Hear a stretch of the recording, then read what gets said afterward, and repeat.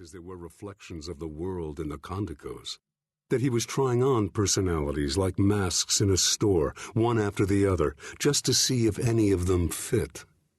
It was clear that the person who dreamed was unacceptable to Dr. Ashraf. Steward never mentioned the dream again. The walls of the hospital were striped with narrow, bright colors that matched the identifying colors on the bracelets of the patients. If a patient was lost in the bustling, scrubbed corridors, he had only to follow the minute arrows on the wall stripes. They would lead him to his own ward, where the walls were painted in his own color, where he was welcomed by the familiar antiseptic smell and the familiar nurses. The nurses' uniforms were pinstriped in the colors of the wards. Yellow was for burns, red for intensive care, soothing blue for maternity. Steward's bracelet was a pleasant light green and signified his home in the psychology ward. He wasn't physically ill, so they let him wear regular clothes. When he took his strolls through the other parts of the hospital, he always wore long sleeves so that he could push the green bracelet far up his arm, under the cuff. He didn't want people thinking he was crazy. There was a war in Marseille between the teen gangs, Steward said. They broke out from time to time. I was a member of Canard Chronique, had been since I was 12. We dealt in information, mainly. Software, prescribed wetware, drugs, too. The whole range of what Americans call juve crime. We were bright kids. He remembered sitting with a blonde-haired girl on a wrought iron balcony, drinking whiskey and watching the Mediterranean for the last time. Heartbreakingly beautiful. The sea, bluer and deeper than the blonde girl's eyes, bluer than the reflected skies he saw from Ashraf's window. He remembered the way distant automatic weapons fire sounded, echoing off the stucco fronts of the houses, the low concrete gutters. He remembered as well his own weariness, the feeling that he didn't want to do this anymore. He could play the game too well.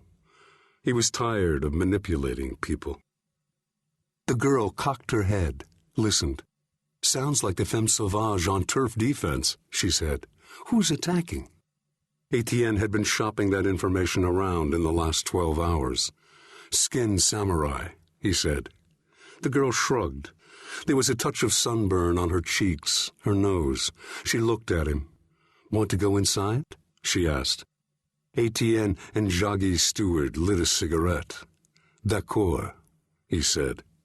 He didn't plan on seeing her again. "I was only 16, said Steward, "but I knew there were better things in life than dying for a couple square blocks in the old quarter." Dr. Ashraf's oiled hair hung to his shoulders. His fleshy, immobile face betrayed little interest. "Is that when you decided to enlist?" he asked. "D'accord," said Steward. Steward was weak when he came awake for the first time. There was a machine that breathed for him and a tube down his throat. He missed things, the implants, the socket he'd had at the base of his skull to take the cyber interface. His mind held memories of reflexes that he couldn't match, strength that had somehow ebbed away while he wasn't looking. He spent hours each day brutalizing himself beneath weights, running on the hospital's treadmills, stretching the tender muscles in his legs, arms, shoulders.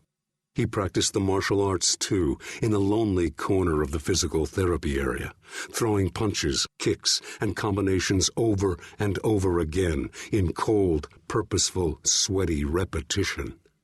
Men and women recovering from surgery, or old people taking their first few trembling steps in new young bodies, turned their eyes away from him, from the grim savagery with which he was assaulting the air, his memories, himself.